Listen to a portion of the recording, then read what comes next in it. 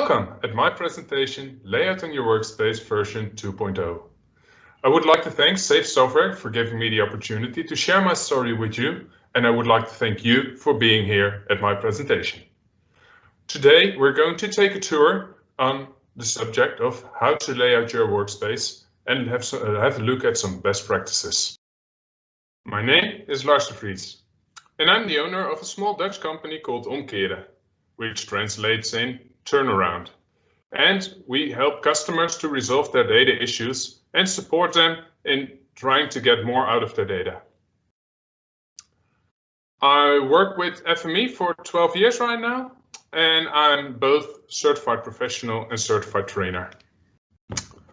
Building a workspace never goes as planned.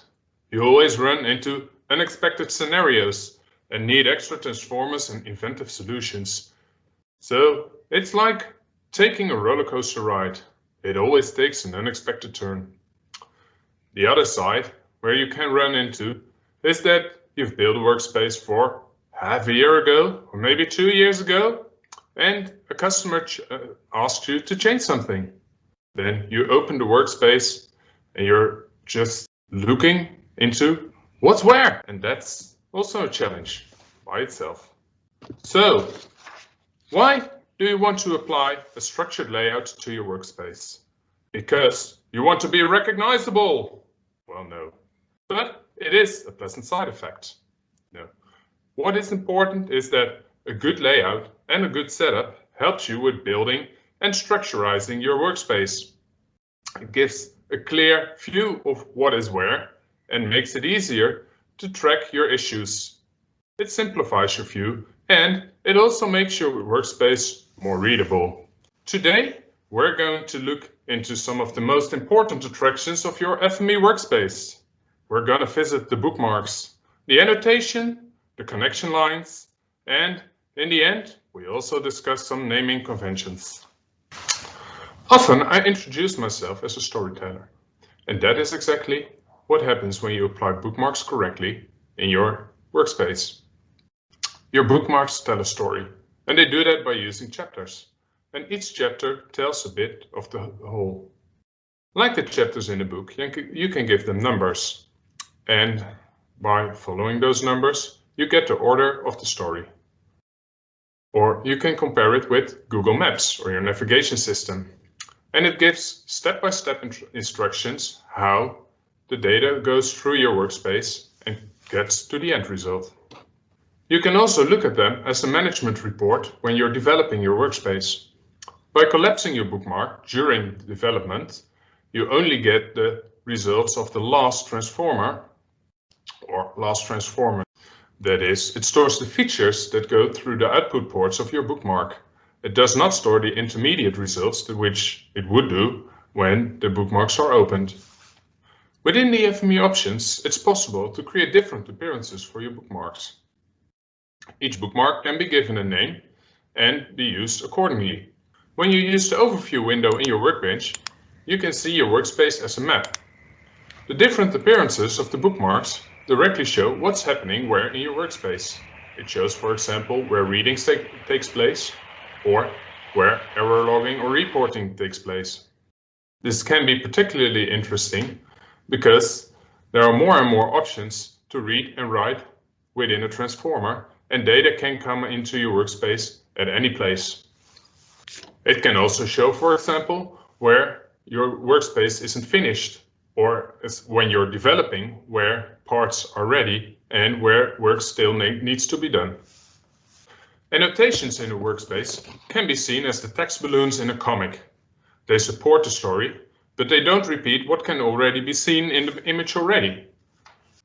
To add relevance to those annotations, I created different types of annotations. For example, I created annotations for remarks, for some great ideas that can improve your workspace or ideas that should be developed at a later stage. And I also created some different annotations for development. For example, questions that need to be answered, things that still need to be done, but also bugs that are present in your workspace. And of course, I also use the regular annotations within the bookmarks for additional comments. And like the bookmarks, Each annotation adds value by telling a story. I do this by following a set of rules. For example, I commit to why is something happening in a transformer or a bookmark instead of what is happening. Often with bookmarks, I give a small summary of what's happening there, giving a total overview of each step. I also use a lot of color in my annotations to reference elements that are present in my workspace. For example, purple for parameters that can be found in the navigator pane, greenish-brown to reference attributes. Sometimes I do tell what is happening instead of only telling why something is happening, because it's just important to know that, for example, a writer truncates the data first before it's being written. You can see that like a kind of a warning that something is happening that's really impacting your data. When you just always insert your data, that might not be particularly interesting to know. But when you're updating your data, that might be interesting to know. And it might also be interesting to know when you insert your data that you're truncating your data set first. So the actual data that's living in your data set will be lost. When I reference elements in an annotation, I'm not always strict with color, because some colors blend with the background color and they can't be recognized anymore very well, or they can't be read very well. In that case, I try to stay in the same gradient, so attributes are still greenish and transformers will be bluish. This way, they always can be read easily. But this way, annotations can be of great help in documenting your workspace and making your workspace easy to understand. When you lay out your workspace in a standardized way, it has some positive side effects. Not only you're having fun building a workspace for a client, but you can also have fun reading your own workspace with another workspace. So how can this be helpful? Well, you can read your workspace through 3 different readers. Well, probably more, but I found 3 really helpful. That is reading the workspace with the workspace reader, the text file reader, or the XML reader. You can think of many different applications using those readers. Each has its own advantages, but some examples that I try to use them for are creating documentation, issue tracking. You saw that I use some special characters in my annotations for development. Well, you could read them and, for example, synchronize them. This gives you the opportunity to track bugs, changes, and other important elements of your workspace. For small workspaces, this might not be as interesting, but especially for large workspaces, this could be very interesting, or in a scenario where you're developing a workspace with multiple people. I already told how the bookmarks and the annotations can support the story your workspace is telling. You can do this by changing the style of your connection lines. This way, it's possible to put an emphasis on the main data flow in your workspace. It is the red line of your story. But you can also put an emphasis on other parts of the data flow, for example, reporting or error processes. Not only can you change the thickness and the color of the line, but you can also apply different line styles. Besides thickness and color, there are 2 other options that can be changed in the visualization of connection lines. One is the line type, and the other one is the shape of lines. The shape of the line is currently a personal setting, but I think it would be helpful when you could set that to a workspace. Even though I was a great supporter of the possibility to change the style of your connection lines, and still think it's a great feature, I barely seem to use it in reality. I think it has to do that I'm so accustomed using the standard styles that it's just not in my system yet, but that things might change in the future. I think the connection lines can still be improved. Just one aspect, and that's adding arrow markers to it. Very helpful when 2 lines are crossing each other, or when a connection line goes into the wrong direction. When that happens, it would be helpful to see, oh, that one goes from the right to the left, instead of left to the right, what's regular. Another thing that people are not accustomed to is standardizing names.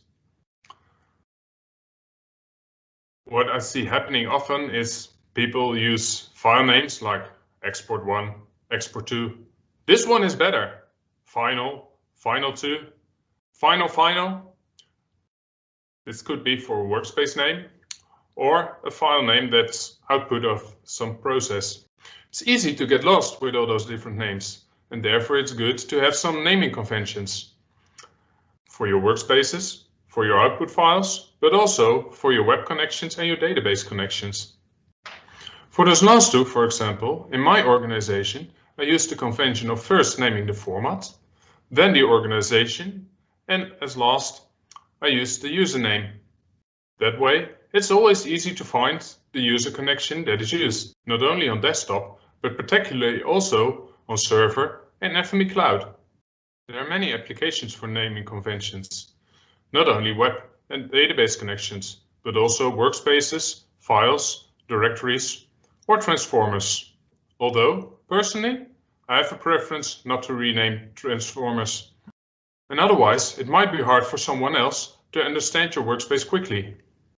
Recently, I found out that putting the version in your workspace name also has some disadvantages.